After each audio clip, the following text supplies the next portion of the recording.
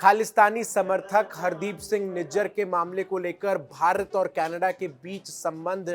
तनाव के चरम पर हैं और इन सब के बीच अमेरिकी विदेश विभाग के प्रवक्ता मैथ्यू मिलर का एक बयान सामने आया है जो अब भारत और अमेरिका के संबंधों को भी तनावपूर्ण स्थिति में ले जाता हुआ नजर आ सकता है। दरअसल मैथ्यू मिलर की तरफ से कहा गया है कि उनके सामने जब कनाडा और भारत के बीच संबंधों को लेकर जानकारी आई तो इस मामले पर अमेरिका का ये स्पष्ट रुख है कि जो तमाम आरोप कनाडा ने लगाए हैं वो बेहद ही गंभीर आरोप हैं और अमेरिकी सरकार, अमेरिकी प्रशासन भारत से इस पूरे मामले में जांच पर सहयोग की उम्मीद करता है। लेकिन साफ तौर पर भारत ने जो रुख अपनाया है वो रुख इसके ठीक विपरीत है और भारत की तरफ से दोनों देशों के बीच जिस तरीके से इस वक्त स्थितियां नजर आ रही है, जहां भारत ने कनाडा के 6 शीर्ष डिप्लोमेट्स को वापस कनाडा जाने को कह दिया है, तो वहीं अपने शीर्ष डिप्लोमेट्स को भारत ने कनाडा से वापस बुला लिया है और इस पूरी मामले को लेकर भारत सरकार को गंभीरता से कनाडा की जांच एजेंसियों का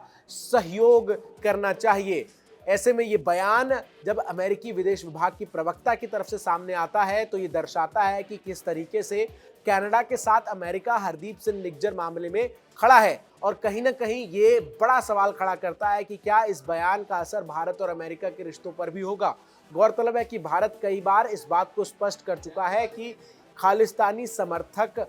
आतंकी हरदीप सिंह निज्जर के हत्याकांड मामले में भारत का कहीं भी कोई रोल नहीं है और कनाडा की सरकार और विशेष तौर पर वहां के प्रधानमंत्री जस्टिन ट्रूडो अपनी आंतरिक राजनीति के लिए इस मुद्दे को बढ़ा चढ़ाकर पेश कर रहे हैं और भारत पर अनर्गल आरोप लगा रहे हैं और इस पूरे मामले में अब दोनों देशों के बीच जो राजनयिक संबंध हैं वो टूटते हुए नजर आ रहे हैं और दोनों देशों ने अपने डिप्लोमेट्स को बुला लिया है। लेकिन अमेरिका का जिस तरीके का स्टेटमेंट सामने आया है वो कहीं ना कहीं चिंता की बात है। इंतजार करना होगा विदेश मंत्रालय का इस स्टेटमेंट पर क्या कुछ बयान जो है वो सामने आता है और किस तरीके से भारत सरकार अमेरिका के सामने भी इस बात को स्पष्ट करता है कि जिस पूरे मामले को लेकर कनाडा भारत से संबंधों को बिगाड़ता हुआ नजर आ रहा है उसमें भारत की भूमिका कुछ भी नहीं है।